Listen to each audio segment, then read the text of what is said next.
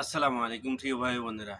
ইব্রাহিমকে from Noakhali YouTube চ্যানেলে তোমাদেরকে স্বাগত জানাই।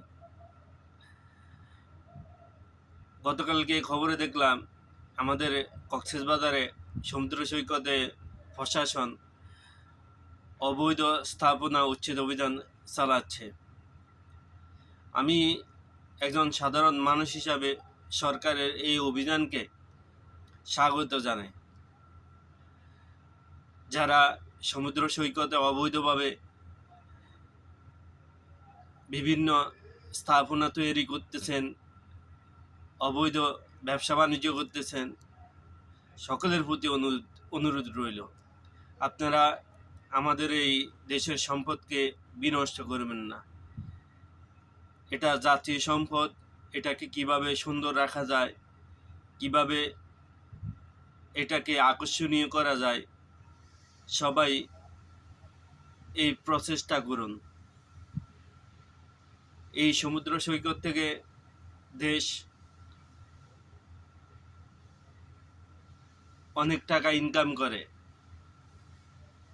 সুতরাং এই দেশের সম্পদটাকে হারিয়ে যেতে দিয়েন না।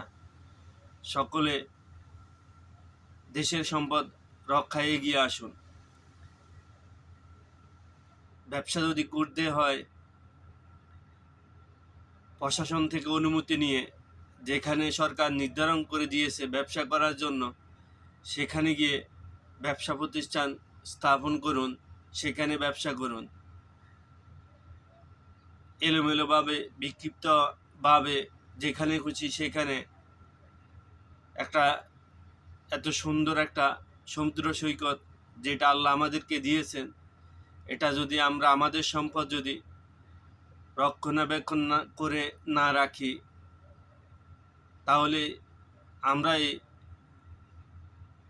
ক্ষতিগ্রস্ত হব, অন্য কেউ হবে না। এটাকে যদি আমরা সুন্দর করে রাখি, এই সমুদ্র সৈকত দেখার জন্য দেশের বাইরে থেকে অনেক মানুষ আসে,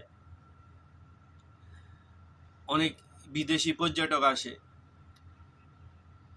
যদি আমরা সুন্দর করে রাখি, তারা এটা দেখে আমাদের দেশের সুনাম করবে। আর যদি আমরা এটাকে বিশ্রী করে রাখি, তারা তাদের দেশে গিয়ে আমাদের দেশের বদনামি করবে, তারা দ্বিতীয়বার আসবে না। সুতরাং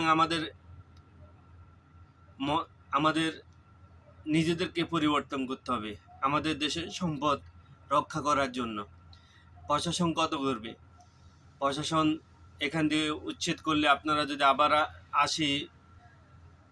আবার স্থাপনা নির্মাণ করেন, তাহলে প্রশাসন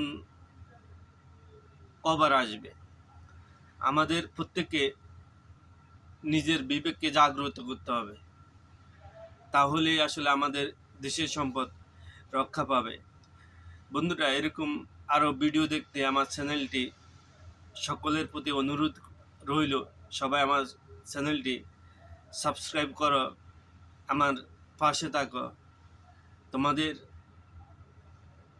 অনুপ্রেরণা পেলে আমি আরও অনেক দূর এগিয়ে যেতে চাই আমার এই